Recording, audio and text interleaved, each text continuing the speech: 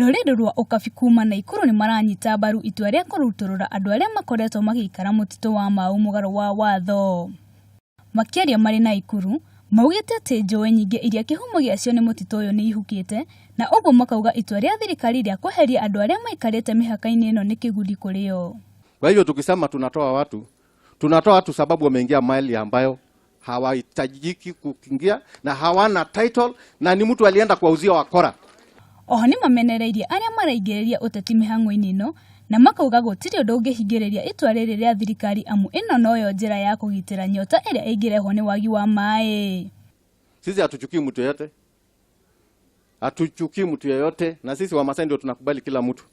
Lakini pia hatuwezi kukubali mtu ambaye anakuja kutumaliza kusema yako na haki. Kwani haki yake ni zaidi ya mtoto ambaye ako hapa Narok anakosa maji ya kukunywa ya afya.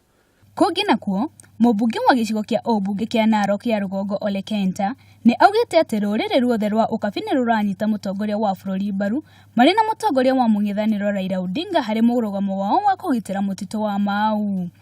Oho nĩ orĩtie Akenya othe kũgitĩra marĩa matũrigicĩirie.